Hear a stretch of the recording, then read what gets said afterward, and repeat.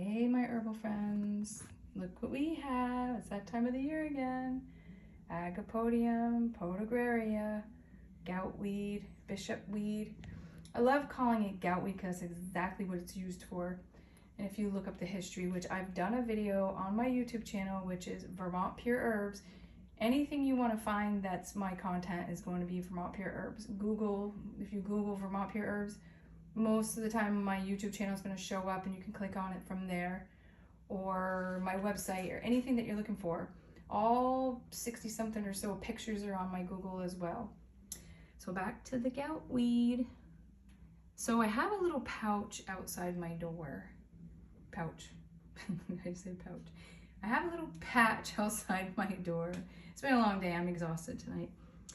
And every year I just try to cut it back so it doesn't go to flower. Once it goes to flower, leave it alone, or just weed whack it down, because if you're picking it and you're using it for medicine or food, it's going to cause diarrhea.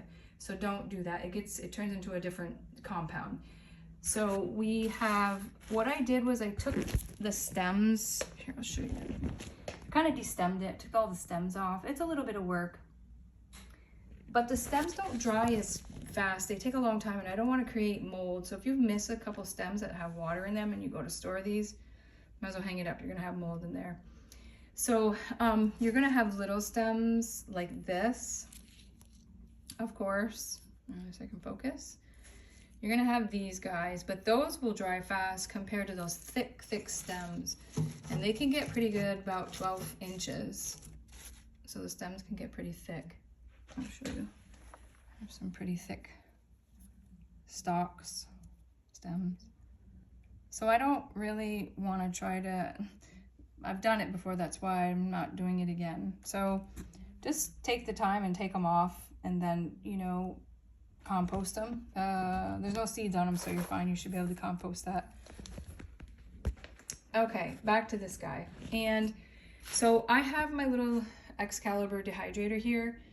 So I'm only going to put it on air. It's not going to be any heat. If you put it on heat, you can lose compounds. But because it's been raining like mad outside for days and days, it just doesn't stop. It's not going to stop raining for a few more days. So in a few more days, it will start to flower out. So I figured I better get out there and cut it up. So I'm going to put it in here and let it dry for probably till tomorrow morning. And it should be pretty crispy and dry. I'll come back and probably do another little video and show you what it looks like. So that's it. Just want to do a quick video. So if you have one of these dehydrators, this is one of the best ones around. Your motor's in the back, and the air comes this way, not this way or this way. So, and it usually takes about 24, 48 hours for this to dry on air. You just got to keep checking it, and check these stems. Like, I'll probably pull that one off, but check these stems and make sure they're really dry. If they're not dry, then put it back in and leave it in for another 12 hours or so. But the Excalibur is a really good investment. They're like, when they go on sale, you can get them for about $200. And no, I don't make money off of them. I'm just trying to show you what I use. So that's it. Goutweed, folks. Go and pick your goutweed. I have patches and patches and patches of it that I found local. So I'm gonna tear into that here soon. I turned my vegetable stand into my drying room, so I'm still working on that. So that whole area out there is gonna be my drying room, with dehydrators and air conditioner to keep it at a certain temperature. All right, signing off. I don't want to make this too long. People get bored with videos. So have a great evening and peace.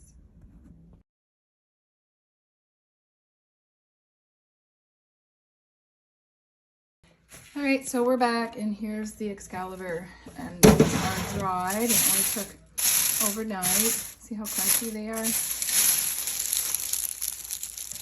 And look how green they are. Like, when you dry your stuff, it should be just as green as when you put it in there. And it is. You want to keep that chlorophyll. You don't want to lose the compound.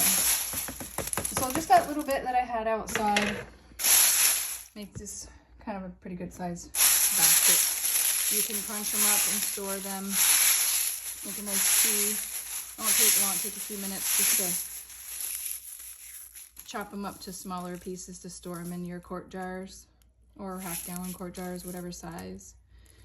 And the smell should be nice and fresh, which it is. And you want to just check. This is why I don't do the stems. I don't think I, see how these stems had like shriveled right up? They should be dry. Hear them snap? That's what you're looking for. You don't want, if it doesn't do this crunchy, then they're not dry. And you could spoil them and they can mold. I wouldn't say spoil, I'll just say mold. This is just my box over here. So there you have it. This is your dried herb. And all herbs dry differently. So you want to make sure that you have your timing on it. I didn't put any heat on these. This was just air. I air dried them so that I didn't lose any of my compounds. And this is what your dried herbs should look like. So there's goutweed. And every day you could put a batch in and dry it, and you'll have an abundance for the winter, for the year. And you want to pick it. It's a small window to pick your goutweed. There you have it, folks. Dried goutweed.